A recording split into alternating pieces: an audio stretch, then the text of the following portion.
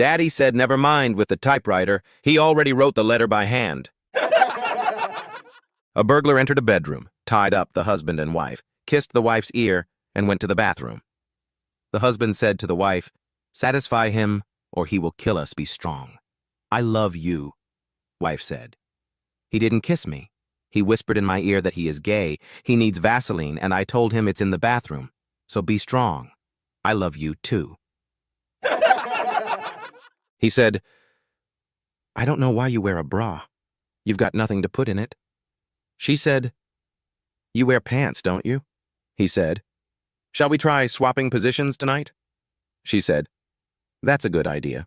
You stand by the ironing board while I sit on the sofa and fart." He said, "What have you been doing with all the grocery money I gave you?" She said, "Turn sideways and look in the mirror." He said, "Why are married women heavier than single women?" She said, "Single women come home, see what's in the fridge, and go to bed. Married women come home, see what's in bed, and go to the fridge." A woman from New York was driving through a remote part of Arizona when her car broke down.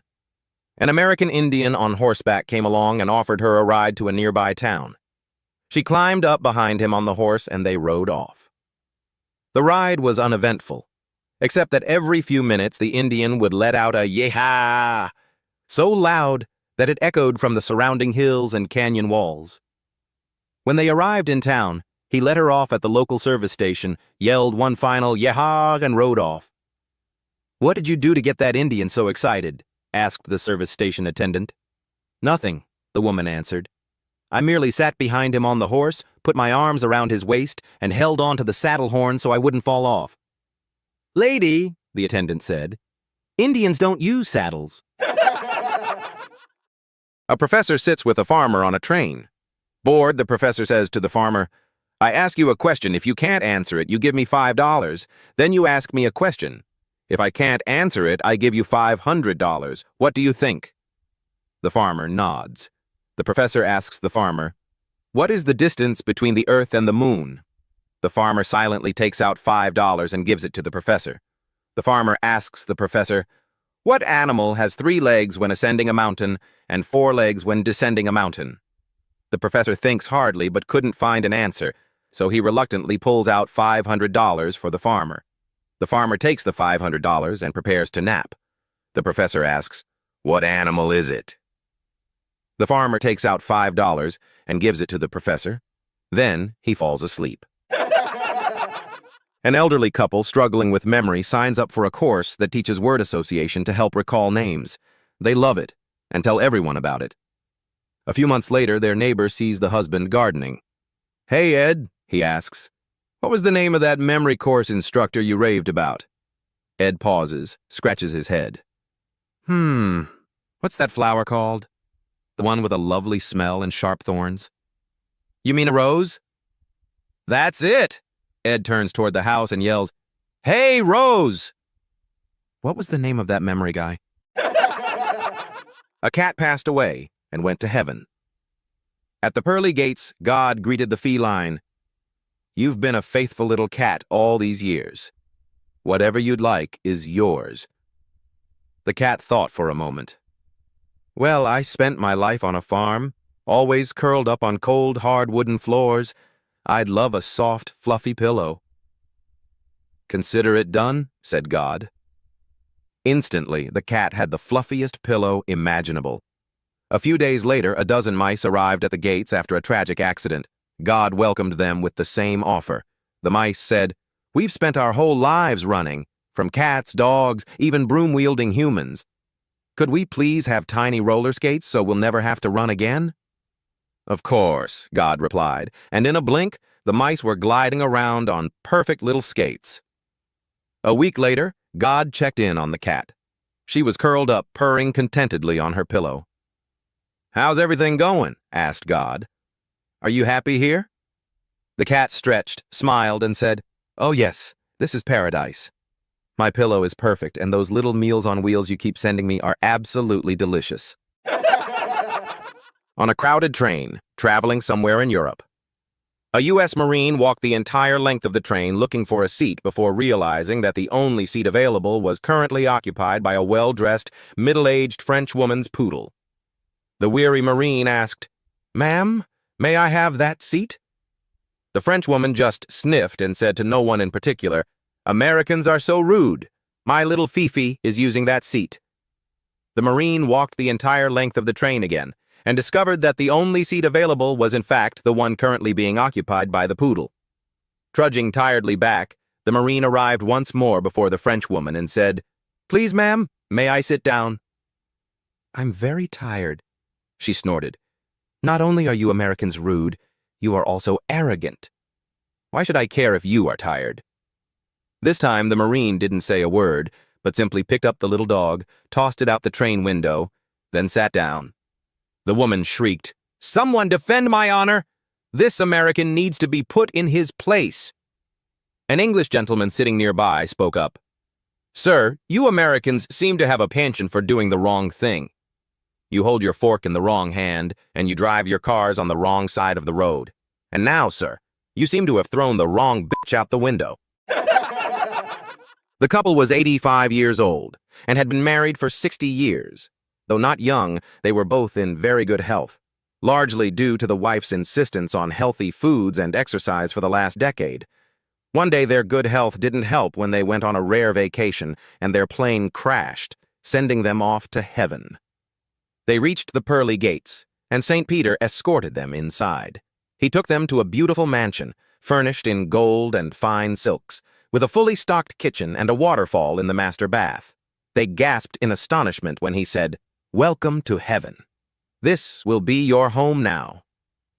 The old man asked Peter how much all this was going to cost. "Why, nothing," Peter replied. "Remember, this is your reward in heaven."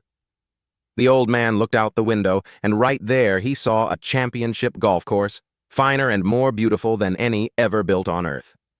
"What are the greens fees?" grumbled the old man. "This is heaven," St. Peter replied. "You can play for free every day." Next, they went to the clubhouse and saw the lavish buffet lunch with every imaginable cuisine laid out before them, from seafood to steaks to exotic desserts, free-flowing beverages. "Don't even ask," said St. Peter to the man. "This is heaven. It is all free for you to enjoy." The old man looked around and glanced nervously at his wife. "Well, where are the low-fat and low-cholesterol foods and the decaffeinated tea?" he asked. "That's the best part," St. Peter replied. "You can eat and drink as much as you like of whatever you like, and you will never get fat or sick. This is heaven." The old man pushed. "No gym to work out at?" "Not unless you want to," was the answer. "No testing my sugar or blood pressure or—" "Never again. All you do here is enjoy yourself." The old man glared at his wife and said, "You and your damn bran muffins. We could have been here 10 years ago." A man walked into a bar and ordered a drink for himself and the empty seat next to him. The bartender, perplexed as to why the man would order a drink for an empty chair, made 2 drinks for the man and the empty chair. This seemed to happen every time the man entered the bar. He would order a drink for himself and an empty chair next to him.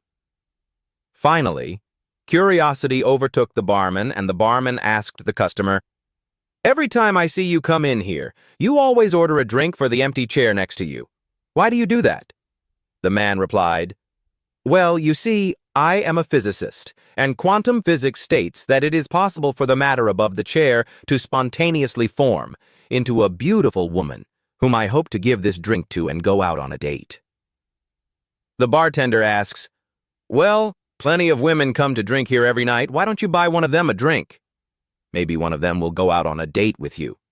To which the man replies, "Yeah, but what are the chances of that happening?" 3 women, 2 younger and 1 senior citizen, were sitting in a sauna only covered by a towel. Suddenly there was a beeping sound. The young woman pressed her forearm and the beep stopped. The others looked at her questioningly. "That was my pager," she said. "I have a microchip under the skin of my arm." A few minutes later, a phone rang. The second young woman lifted her palm to her ear. When she finished, she explained, "That was my mobile phone. I have a microchip in my hand." The older woman felt very low-tech. Not to be outdone, she decided she had to do something just as impressive. She stepped out of the sauna and went to the bathroom. She returned with a piece of toilet paper hanging from her rear end. The others raised their eyebrows and stared at her. The older woman finally said, "Well, will you look at that? I'm getting a fax." 100 years old.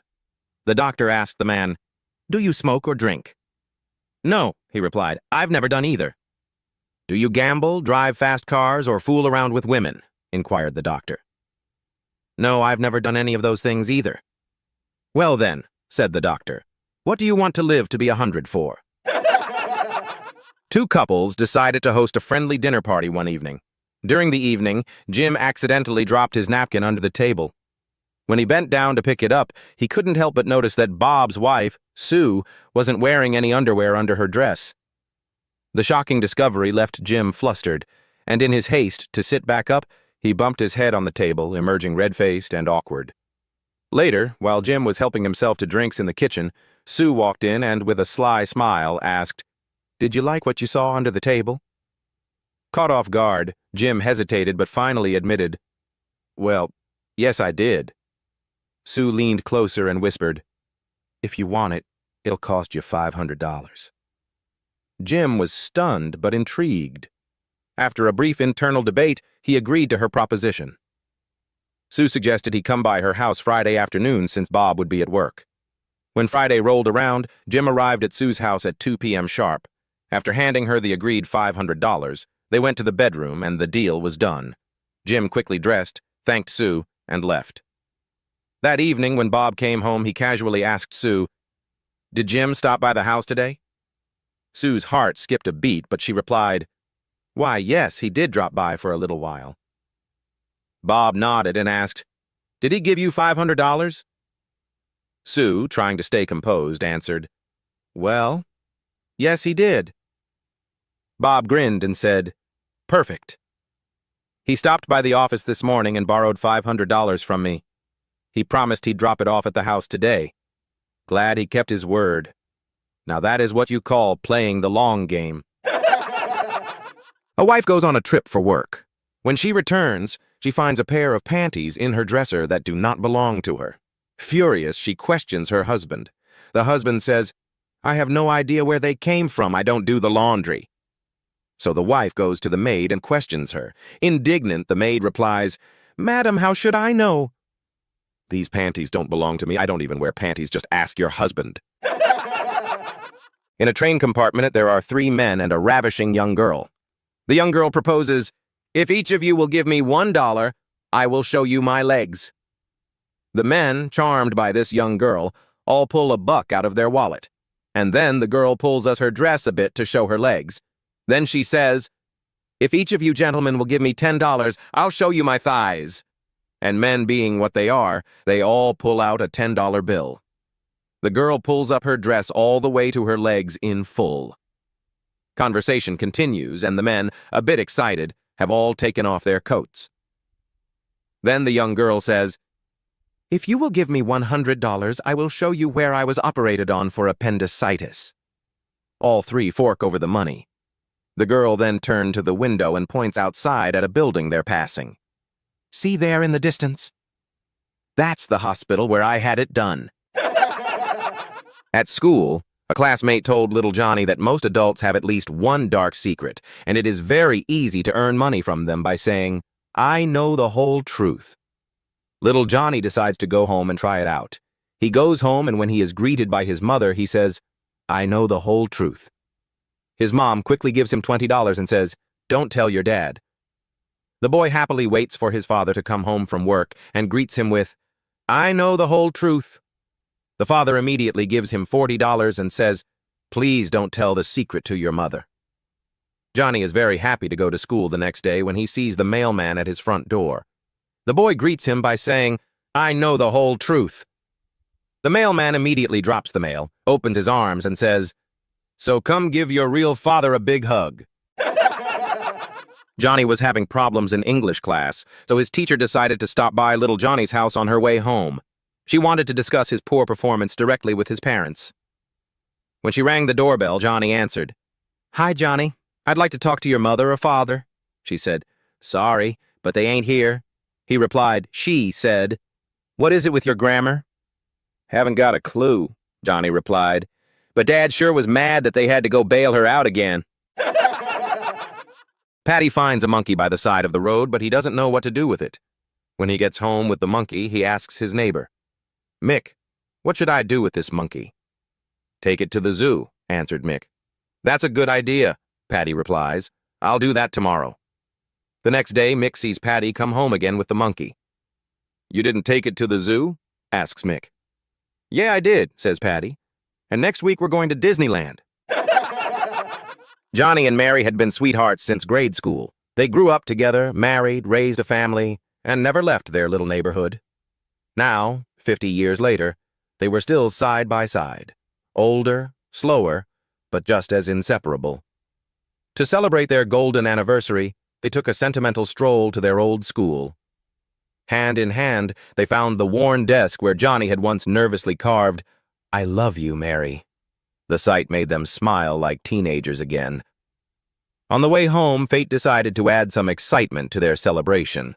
With a loud thud, a bag tumbled from the back of an armored truck and landed practically at their feet. Mary snatched it up before anyone else could notice. Back home, they spilled the contents onto the kitchen table, neat stacks of cash, $50,000 in total. Johnny's eyes widened.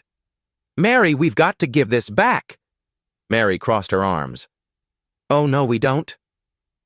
Finders, keepers. She shoved the money back into the bag and marched it straight to the attic. The next morning, 2 FBI agents were canvassing the neighborhood. When they knocked on Johnny and Mary's door, Mary put on her sweetest, innocent smile. Good morning, folks, one agent said. Did either of you happen to find a bag of money that fell out of an armored car yesterday? Absolutely not, Mary said smoothly. She's lying, Johnny blurted. She hid it in the attic. Mary snapped back. Don't believe him. He's senile. The agents looked at each other. Something didn't add up, so they sat Johnny down. One leaned in. Sir, why don't you tell us what happened from the very beginning? Johnny nodded, took a deep breath, and said, Well, when Mary and I were walking home from school yesterday. The 2 agents froze, glanced at each other, and stood up immediately. One muttered to the other as they headed for the door, Let's get out of here. Mary smirked. 50 years of marriage had taught her one thing. Sometimes being married to a senile old man was the best cover story she could ever ask for. I was having lunch with a female colleague when I saw my wife come in. It's my wife! I have to hide, I whispered. Don't be silly, your wife can't possibly object to you having lunch with someone you work with, she said. She can if she thinks I died in 1995. Wife walks into the kitchen and finds her husband walking around with a fly swatter. Wife. What are you doing? Husband. Hunting flies. Wife. Oh? Caught any? Husband. Yep. 3 males, 2 females. Wife. How on earth can you tell the difference? Husband.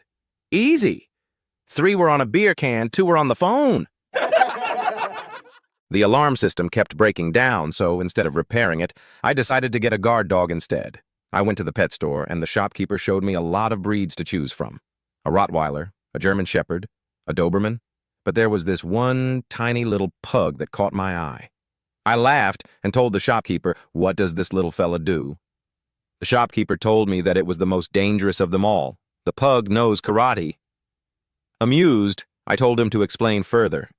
He brought a chair and set the dog free, then told the dog, karate the chair, and within seconds he turned the chair into dust. Then he got a fridge and said, karate the fridge, and again the dog turned it into dust. Being pretty impressed, I bought the dog. I was very happy to show my wife what I had just got. The security problem in our house will be resolved now. Honey, I got the new security system, I said. She was disappointed to know it was just a dog. She said, what the fuck? It's a freaking dog. I said, but honey, this dog knows karate. My wife, karate my ass. A wife was in bed with her lover when she heard her husband's key in the door. Stay where you are, she said, alarmed by the sound. He's so drunk he won't even notice you're in bed with me. The husband lurched into bed, but a few minutes later, through a drunken haze, he saw 6 feet sticking out at the end of the bed. He turned to his wife. Hey, there are 6 feet in this bed. There should only be 4. What's going on? You're so drunk you miscounted, said the wife. Get out of bed and try again. You can see better from over there. The husband climbed out of bed and counted. 1, 2, 3, 4. Damn, you're right. A submarine is following its course when the alarm goes off. Everyone starts panicking, except for James. He is known for being the funniest among the recruits, and he always lights up the mood, even in critical situations. What is going on? He asks. We are about to crash, you imbecile. Go help Smith, quick. Want to hear a funny joke first? What? No! Just go! Move, move! A bit sad, James calmly walks around until he reaches Smith. Thank God you're here. I need your help. What is going on? James asks again. There are multiple obstacles in front of us. Their upper parts are stronger, so the ideal scenario would be to carefully maneuver around them and maybe graze the bottom part of just a few of them since it is weaker. If we manage to sink quickly enough, we might make it. Got it. Want to hear a joke first? No, now it's not the time, James. Not wanting to take no for an answer again, he tells the joke anyway, and they both start laughing hysterically, which makes it impossible to perform the delicate maneuver. All the other alarms go off. The officer rushes in and finds both James and Smith rolling on the floor in tears. I hope you are happy now, he shouts. Thanks to this joke, this sub will hit the top of all today. 2 housewives who are friends meet. One says, Yesterday my husband bought me 20 red roses. Guess I'll have to spread my legs for 2 weeks. How so? Asks the other. Don't you have a vase? An efficiency expert concluded his lecture with a note of caution. You don't want to try these techniques at home. Why not? Asked somebody from the audience. I watched my wife's routine at breakfast for years, the expert explained. She would make lots of trips between the refrigerator, stove, table, and cabinets, often carrying a single item at a time. One day I told her, Hun, why don't you try carrying several things at once? Did it save time? The person in the audience asked. Actually, yes, replied the expert. It used to take her 20 minutes to make breakfast. Now I do it in 7. In a quiet neighborhood, Madame Abena had been on a serious mission. For weeks, she had been complaining that her panties were disappearing mysteriously from the clothesline. One morning, she stormed into the living room, hands on her waist, eyes blazing like hot pepper. She pointed at her housemaid, Efua, who was peacefully scrubbing clothes. Hair, you... Why? What kind of housemaid are you? You've been stealing my panties, she shouted. Efua, shocked, dropped the sponge into the soapy bucket. Madam, please. I swear, I don't wear panties. You can ask your husband. He is my witness. The whole house went quiet. Madame Abena's eyes widened, the bucket froze in Efua's hand, and all of a sudden, her husband, who had been sitting innocently in his chair, started sweating like a goat on Christmas Eve. Witness, Madame Abena repeated slowly, turning to her husband. The man tried to cough his way out of trouble, but the cough betrayed him. He sat there scratching his head, thinking of the fastest way to book a one-way ticket to his mother's house. Meanwhile, a little rat that had been observing the drama from the corner started laughing so hard it almost fell over. Ha ha ha ha ha ha! When you dey enjoy, you know they call me. Today be today. You go sweat by force, the rat squeaked. That day, the neighborhood didn't need a movie night. Madame Abena's living room was already the hottest cinema in town. A wealthy man was having an affair with an Italian woman for a few years. One night during one of their rendezvous, she confided in him that she was pregnant. Not wanting to ruin his reputation or his marriage, he paid her a large sum of money if she would go to Italy to have the child. If she stayed in Italy, he would also provide child support until the child turned 18.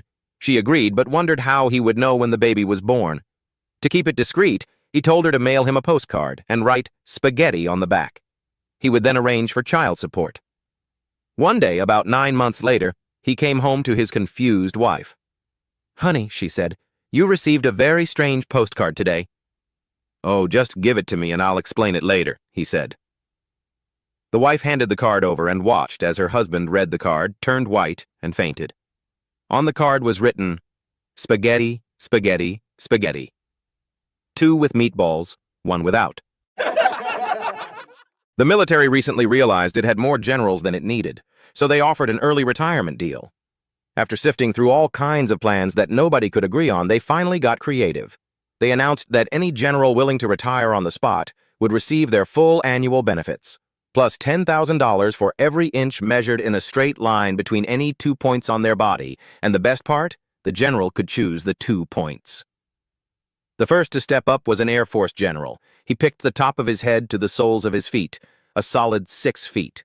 He walked out with a check for $720,000.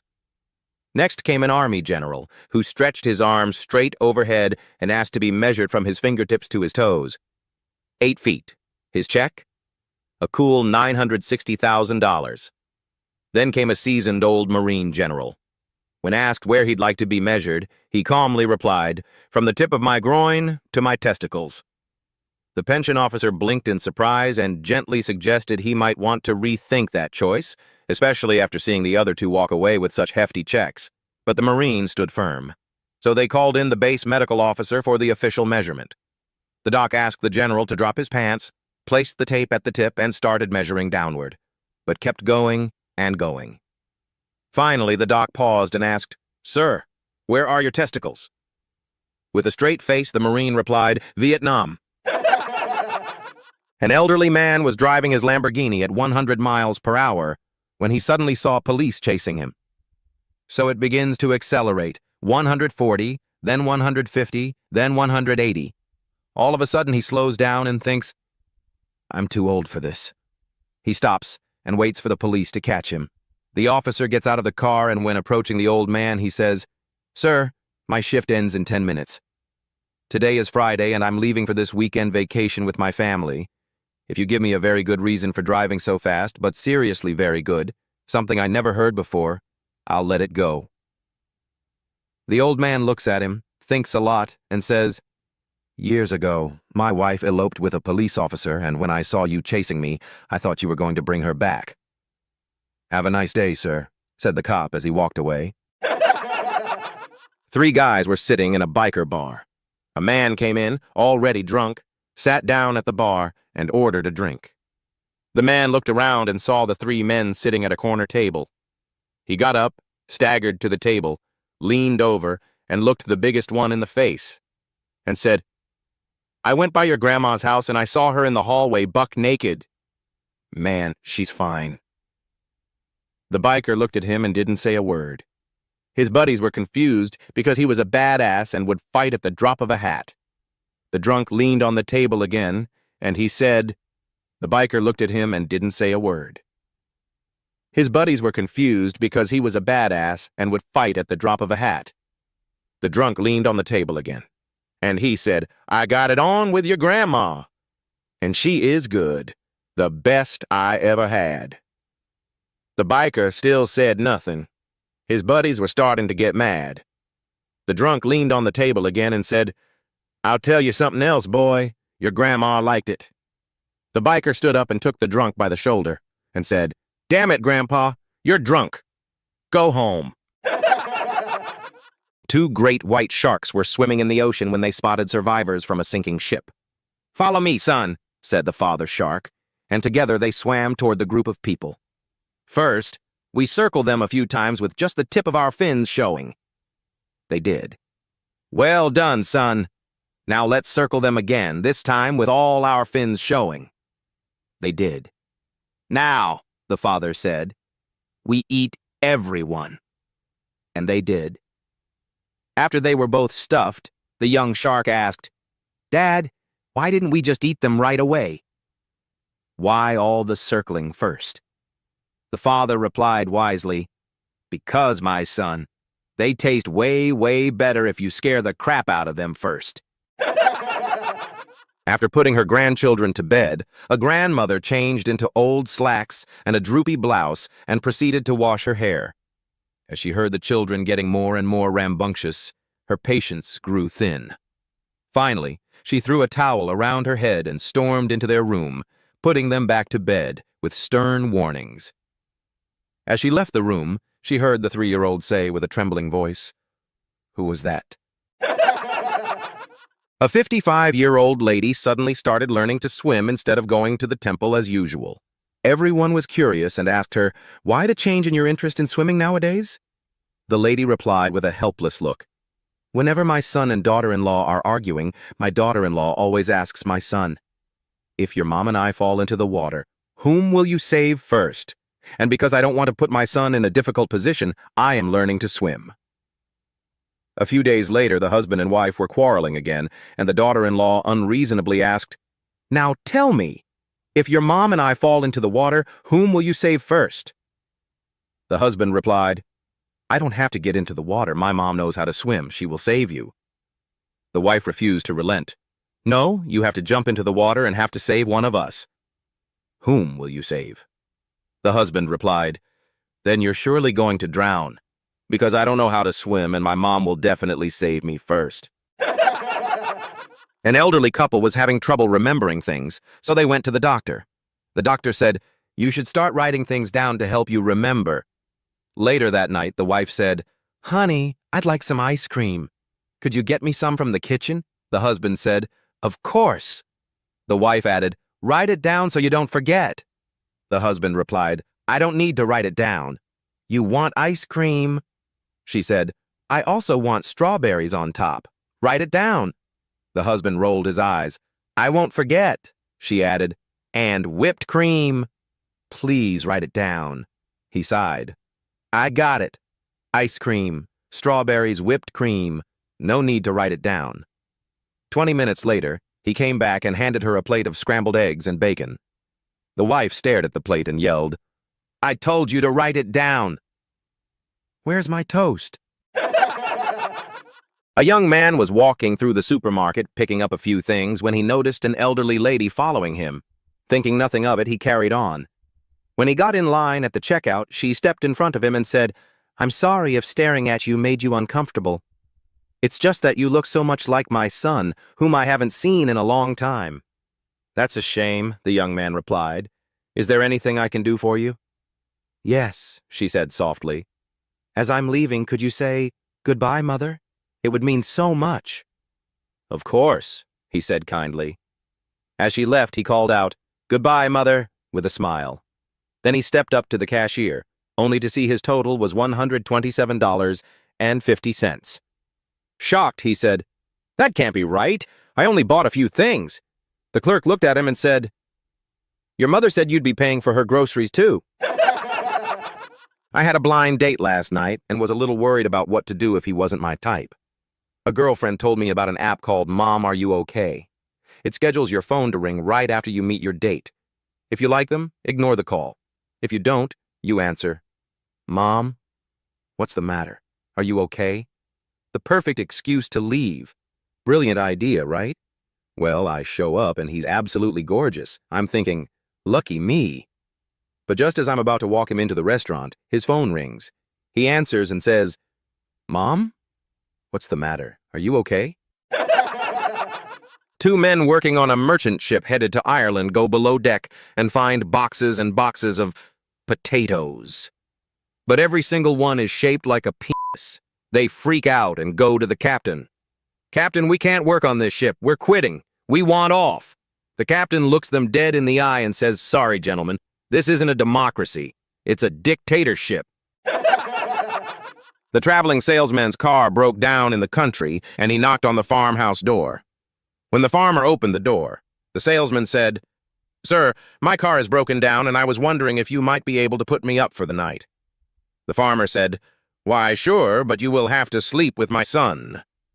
The salesman hesitated, then said, "Excuse me, sir, but I think I'm in the wrong joke." Patty, who had a reputation for playing around with other people's wives, goes to his friend Mick and says, "I'm sleeping with Jack's wife. Can you keep him busy in church for an hour after Mass?" Mick isn't thrilled, but being a loyal friend, he agrees. After Mass, Mick starts chatting with Jack, asking the most random, pointless questions just to stall him. Eventually, Jack gets annoyed and says, "All right, Mick, what's going on?" Feeling guilty, Mick blurts out, "Patty's with your wife right now, so he asked me to keep you occupied." Jack smiles, puts a hand on Mick's shoulder and says, "You'd better hurry home, mate." My wife died a year ago. Two policemen were standing outside a pub with their dog, 11.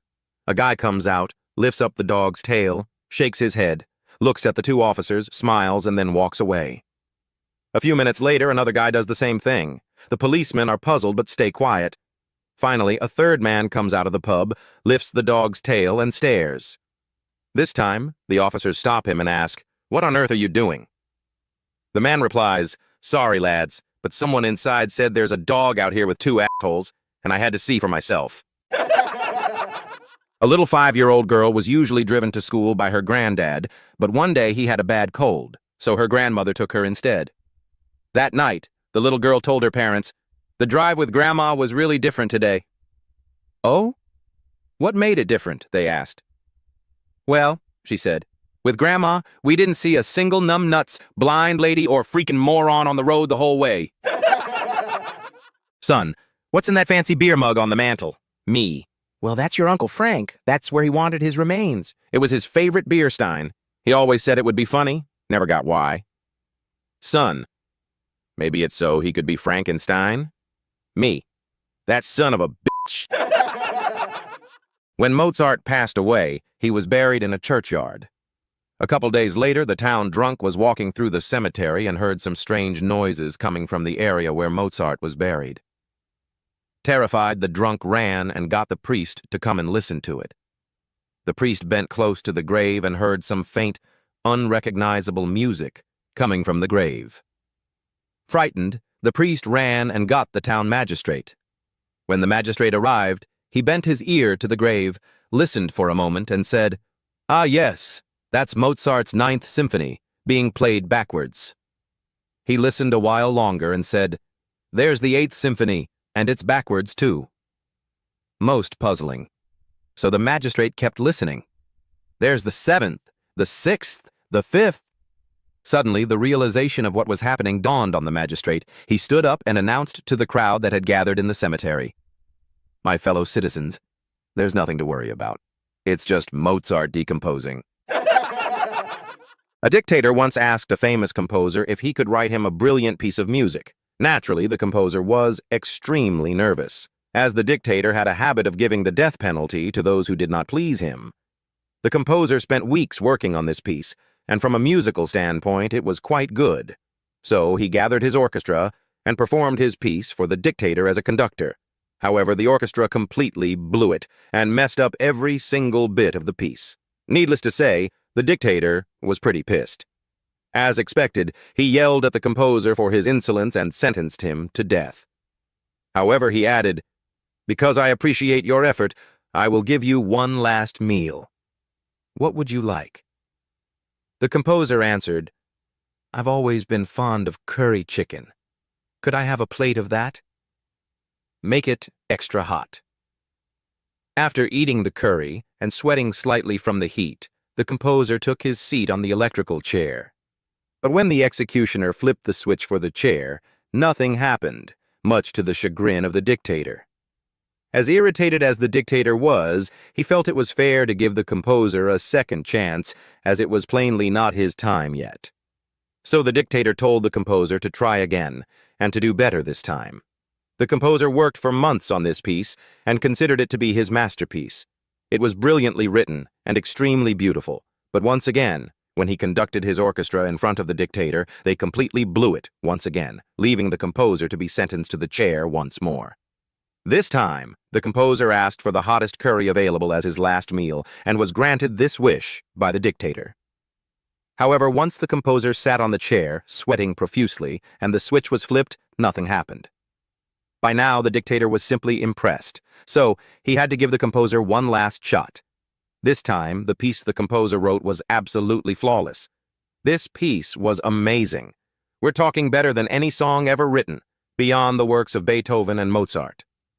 But once the song was performed for the dictator, the orchestra again flopped, and just couldn't do anything right. This time, the dictator was a bit fed up. He yelled, "No more last meals for you. That curry is doing something for you, but not this time." So, saying his prayers, the composer sat on the chair. The executioner strapped him in, flipped the switch, and nothing happened. The composer shakes his head and says, "Man, I guess I'm just a terrible conductor."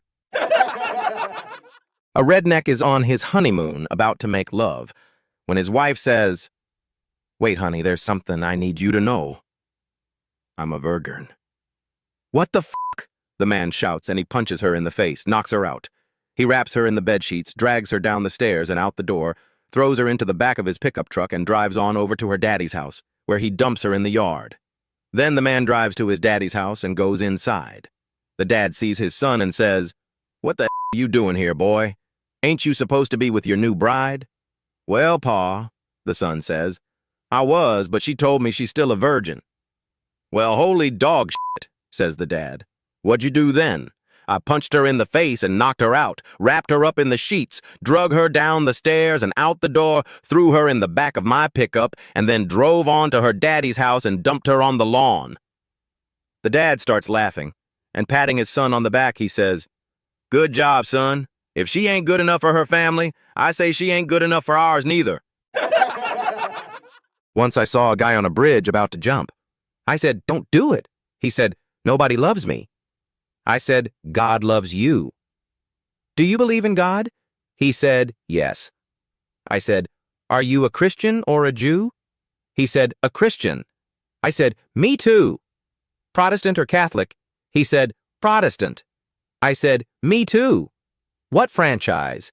He said, "Baptist." I said, "Me too." "Northern Baptist or Southern Baptist?" He said, "Northern Baptist." I said, "Me too." "Northern Conservative Baptist or Northern Liberal Baptist?" He said, "Northern Conservative Baptist." I said, "Me too." "Northern Conservative Baptist Great Lakes Region or Northern Conservative Baptist Eastern Region?" He said, "Northern Conservative Baptist Great Lakes Region." I said, "Me too."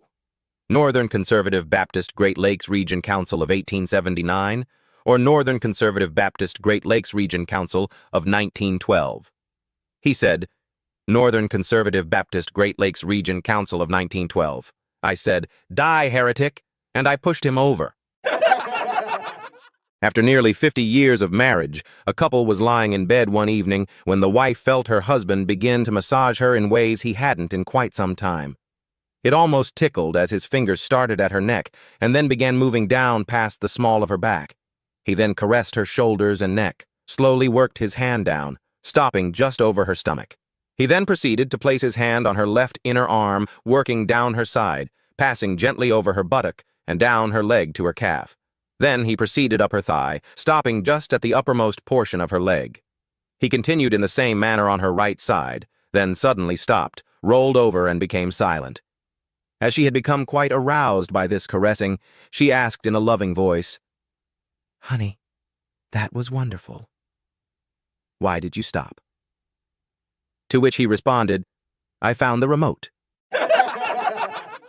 Potty training had been an epic, exhausting battle with my 3-year-old son, Matt. I was always on him, always reminding him. So, on a particularly busy afternoon, when we stopped at a packed Taco Bell, my radar was already up. We were barely a bite into our quick lunch when a faint, unmistakable aroma hit me. I quickly checked my 7-month-old daughter, clean. My eyes narrowed at Matt. "Have you had to go potty, buddy?" "No," he said, too quickly. A wave of dread washed over me. I'd forgotten spare clothes. "Oh, Lord," I thought, "that smell is getting stronger." Leaning closer, I whispered, "Matt, are you sure you didn't have an accident?" "No," he insisted, but the evidence was undeniable. The dining room was full, and the stench was now powerful enough to cut through the scent of Doritos Locos. I made one last, desperate attempt. "Matt, honey, please tell me the truth. Did you have an accident?" That did it. In an instant, Matt launched himself out of the booth, yanked his pants down to his ankles, bent over, spread his cheeks, and bellowed at the top of his lungs, "See, Mom, it's just farts!" 100 people froze, their tacos halfway to their mouths, followed by a chorus of sputtering coughs and muffled laughs. Oblivious to the pandemonium he'd created, Matt calmly pulled up his pants, plopped back down, and returned to his food. I was utterly mortified. Yet as I tried to disappear into the booth, several elderly patrons approached. They were teary-eyed from laughter, thanking me for the best laugh they had ever had. As we were leaving, an old gentleman stopped us in the parking lot, knelt down to Matt, and conspiratorially said, "Don't worry, son. My wife accuses me of the same thing all the time. I just never had the nerve to make the point quite like you did." The midday sun beat down on the construction site, but the loudest thing wasn't the jackhammers. It was the ceaseless bragging of a burly young man. He was a mountain of muscle, and he made sure everyone knew it, boasting he could outmatch anyone in a test of strength. His favorite target for these taunts? Morris, one of the older, quieter workmen, whose years had replaced brute force with a knowing calm. "Come on, old-timer," the young man scoffed, flexing a bicep the size of Morris's head. "Still pushing that wheelbarrow like it's a priceless antique? Time to retire those dusty bones." After several minutes of this relentless goading, Morris finally set down his tools. A slow, almost imperceptible smile touched his lips. "Why don't you put your money where your mouth is, hotshot?" he said, his voice surprisingly steady. "I'll bet a week's wages that I can haul something in this wheelbarrow over to that outbuilding that you, with all your youthful vigor, won't be able to wheel back." The young man's chest puffed out even further. He loved an easy win. "You're on, old man," he roared, already imagining Morris's wages in his pocket. "It's a bet! Let's see what pathetic load you can dream up." Morris simply nodded, his eyes twinkling. He reached out and, with an air of quiet confidence, gripped the handles of the empty wheelbarrow. Then he gestured towards the young man with a slight tilt of his head. "All right," Morris said, his smile widening. "Get in." A bunch of boys decide to go cow-tipping. They go up to the fence, and they are all standing there. They all point out the closest cow and have one of the boys go tip it over. The cow falls over, and they all laugh. They find another cow, and another kid goes over, tips it, and they laugh. One of the boys sees a fence a little ways away with a few massive bulls in it. They all dare one of the kids to tip the bull. He sneaks up next to the bull and tries to push the bull over. The bull rocks back and forth a little bit, but nothing. He runs back to his friends, and they are all laughing at him. The biggest kid decides he will have better luck. He sneaks up to another bull, takes a lineman's stance, and slams into this bull as hard as he can. The bull teeters almost completely sideways, and then back, away and back, but doesn't tip over. He runs off back to his friends. Everyone is laughing, but they can't figure out why the bull didn't fall. The bull was almost completely sideways. There was no way the bull should have not fallen. All of a sudden, a bull just on the inside of the fence speaks up. "You'll never tip us," a kid asks back. "And why is that?" "We bulls wobble, but we don't fall down." A woman awakes in the middle of the night to find her husband not in bed, so she puts on her robe and goes downstairs to look for him. She finds him sitting at the kitchen table with a cup of hot cocoa in front of him. He appears to be in deep thought, just staring at the wall. She watches as he wipes away a tear from his eye. "What's the matter, dear?" she whispers as she steps into the room. "Why are you down here at this time of night?" The husband looks up from his drink. "It's the 20th anniversary of the day we met." She can't believe he has remembered and starts to tear up. The husband continues, "Do you remember 20 years ago when we started dating?" "I was 18 and you were only 15, he said solemnly. Once again, the wife is touched to tears, thinking that her husband is so caring and sensitive. "Yes, I do," she replies. The husband pauses. The words were not coming easily. "Do you remember when your father caught us in the back seat of my car?" "Yes, I remember," said the wife, lowering herself into a chair beside him. The husband continued. "Do you remember when he shoved the shotgun in my face and said, 'Either you marry my daughter, or I will make sure you spend the next 20 years in prison'?" "I remember that, too," she replied softly. He sighed as he wiped another tear away from his cheek and said, "I would have gotten out today." A lawyer married a woman who had previously divorced 10 husbands. On their wedding night, she told her new husband, "Please be gentle. I'm still a virgin." "What?" said the puzzled groom. "How can that be if you've been married 10 times?" "Well, husband number 1 was a sales representative. He kept telling me how great it was going to be. Husband number 2 was in software services. He was never really sure how it was supposed to function, but he said he'd look into it and get back to me. Husband number 3 was from field services. He said everything checked out diagnostically, but he just couldn't get the system up. Husband number 4 was in telemarketing. Even though he knew he had the order, he didn't know when he would be able to deliver. Husband number 5 was an engineer. He understood the basic process, but wanted 3 years to research, implement, and design a new state-of-the-art method. Husband number 6 was from finance and administration. He thought he knew how, but he wasn't sure whether it was his job or not. Husband number 7 was in marketing. Although he had a nice product, he was never sure how to position it. Husband number 8 was a psychologist. All he ever did was talk about it. Husband number 9 was a gynecologist. All he did was look at it. Husband number 10 was a stamp collector. All he ever did was... God, I miss him. But now that I've married you, I'm really excited. Good, said the new husband. But why? You're a lawyer. This time I know I'm going to get screwed. Husband. My wife's gone missing. She went shopping yesterday and never came home. Officer. Age. Husband. I'm not sure. Around 40. We don't really celebrate birthdays. Officer. Height. Husband.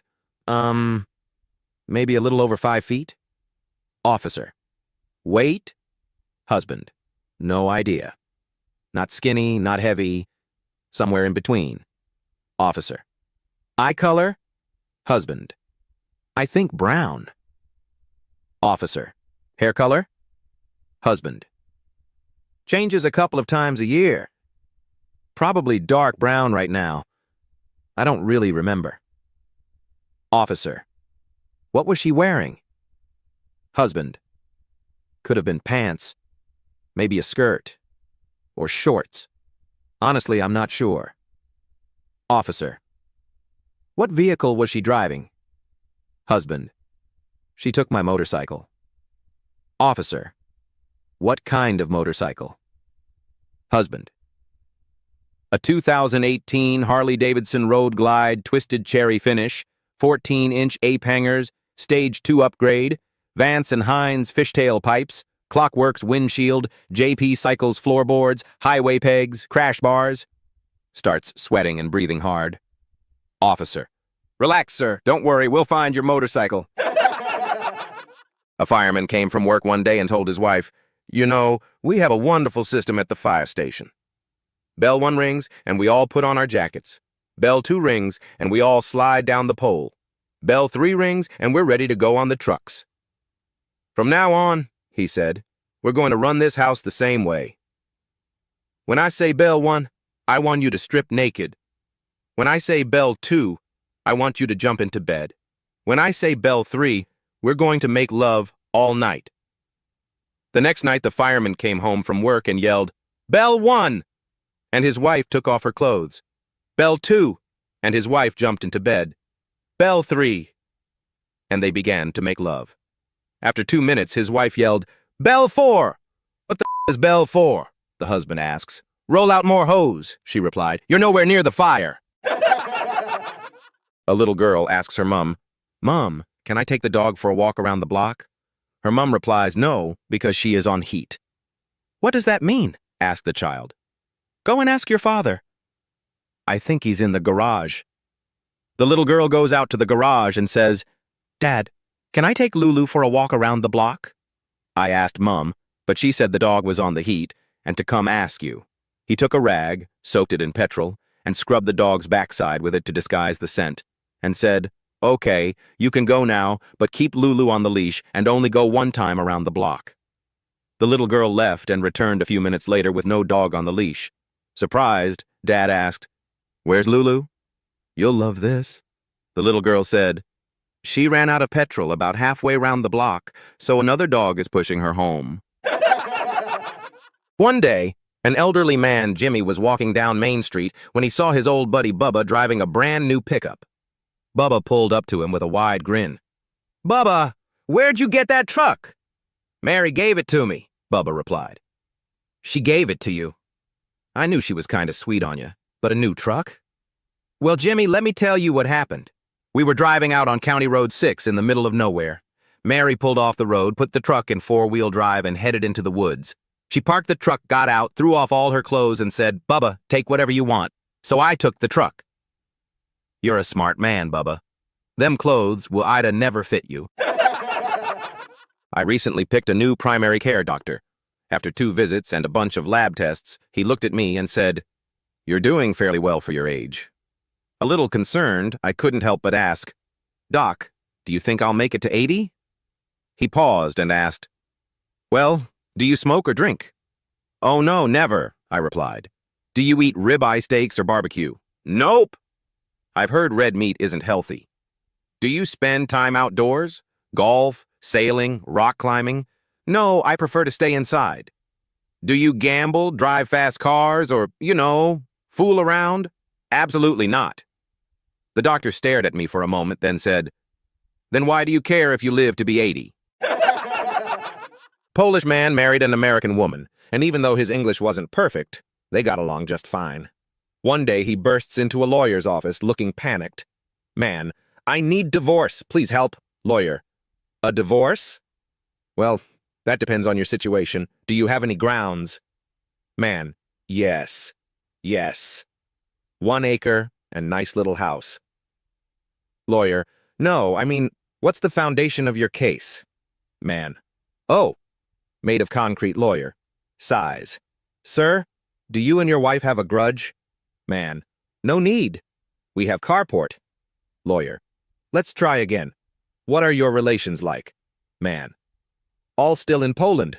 Lawyer, sir, has there been any infidelity in your marriage? Man, oh yes. We have high-fidelity stereo and good DVD player. Lawyer, no, I mean, does your wife ever beat you up? Man, no, I wake up before her every day. Lawyer, getting frustrated. Then why do you want a divorce? Man, because she tried to kill me. Lawyer, what? What makes you think that? Man, I have proof. She buy bottle at drugstore. Put in bathroom. Lawyer, and what did the bottle say? Man, right on label? Regular polish remover. 2 men walk into a pet shop in Dingle. They walk over to the bird section and Jerry says to Joe, That's dem. The owner comes over and asks if he can help them. Yeah, we'll take 4 dem dere little budgies in dat cage up there, says Jerry. The owner puts the budgies in a cardboard box. Joe and Jerry pay for the birds, leave the shop, and get into Jerry's truck to drive to the top of the Connor Pass. At the Connor Pass, Jerry looks down at the 1,000-foot drop and says, This looks like a grand place. He takes 2 birds out of the box, puts 1 on each shoulder, and jumps off the cliff. Joe watches as the budgies fly off, and Jerry falls all the way to the bottom, killing himself stone dead. Looking down at the remains of his best pal, Joe shakes his head and says, Dat. This budgie jumping is too dangerous for me. There's more. Moments later, Seamus arrives up at Connor Pass. He's been to the pet